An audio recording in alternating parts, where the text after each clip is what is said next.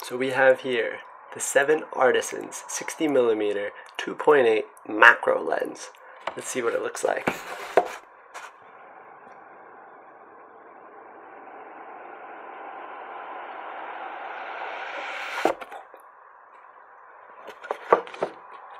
Alright, little instruction manual here. Nice little foam, and the inside. Here we go. First impression is this has some weight to it. It's made of metal, has a plastic front cap, and a plastic back cap.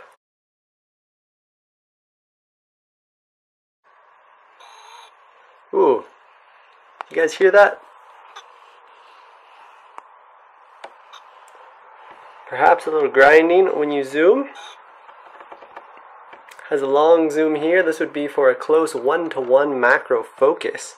You can get here 26 centimeters away from your subject.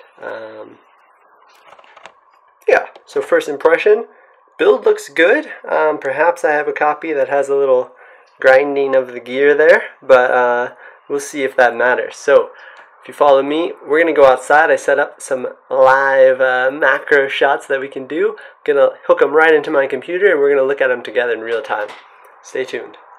Okay, the scene is set. We have a moth, a sand dollar, and my lovely houseplant Bob.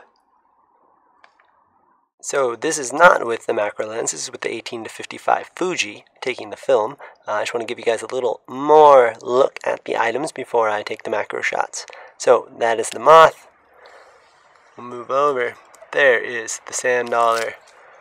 And here is our lovely friend Bob. Alright guys, we're ready to shoot. You'll notice I have this plugged in through a USB-C, going straight into my computer.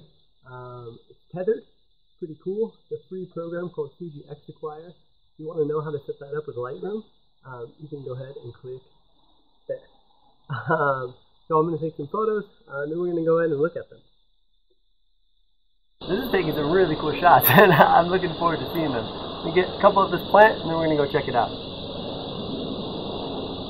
Guys, here we are. This is the first picture of the moth. This was taken at 1/640th of a second. It was not at f1.0, but more about f2.8. So looks like the lens does not send that information, at least to the Fujifilm XH1. The ISO is correct, and unfortunately this one is my fault. I did not reset the millimeter of the lens I was using. This was a past lens I was using. My bad on that one. However, here is the picture. So here is the moth. Looks pretty good. I was focusing on this region up here. If we go 1 to 3, you can see he's still pretty good in focus there. So not bad. Let's see what it looks like. I now closed it down a bit. This was probably about f4. You can see the darkness there that comes into this shot.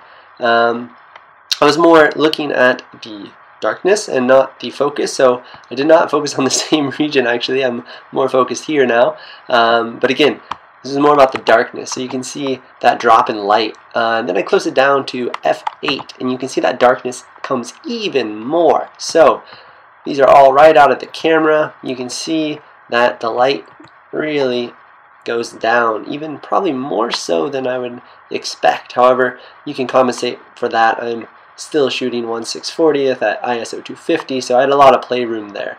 Again, I just wanted to see about that light. Now, how about the quality? So I zoomed in and took a shot. Now, this one was probably about f4, and this is pretty impressive detail. If we look at 1/3 here, you can see the eye is even, I mean, let's go 1/1 here. Look at that. That is pretty nice. So you can see really nicely in the eye. You know, and this isn't focus stacked or anything like that. This is one shot out of the camera. And on that focus stacking, even though that the Fujifilm XH1 has the ability to focus bracket, which is really cool, unfortunately that's not going to work with this 7Artisans lens. And the reason being is that it's manual focus. So the focus bracketing requires a autofocus step motor, which this does not have. But you still get some quality single shots out of this thing. I did bump up the exposure here just so we could see that detail. If I go back to 0, yeah, I mean, you can still see the detail, but it's nice to just bring it out a little bit. Yep, so what about the sand dollar? Here we are. You can see he has some nice dust on him. You can look in there. Yeah, it's at 1/400th of a second, ISO 1600, so I did have to pump up the ISO there a little bit. But again, you can see there's some nice detail here. And on our last object, we're gonna look at Bob the houseplant. Okay, let's check him out. So you can see there's even little strings, little specks on him. This looks pretty nice. If we go ahead and go 1:1, well, that's what you get. Okay, move on to the next one. 1/200th of a second, ISO is pumped up here. I did bring out some shadows and some exposure just so we could see these bottom leaves here. I believe the focus was just on this one. So I guess at this ISO, you lose a little sharpness, as is to be expected. And I think that's because I was shooting this around f8. So that's something to think about. If you're going to close this lens down to try to get more in your field of focal, focal field, the light's something to worry about there.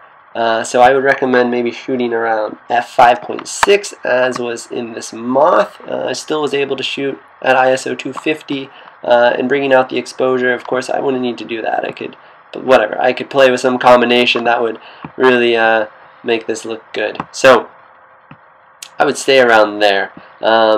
You could put this on a tripod, handle it electronically, and do your own focus bracketing. That's also possible.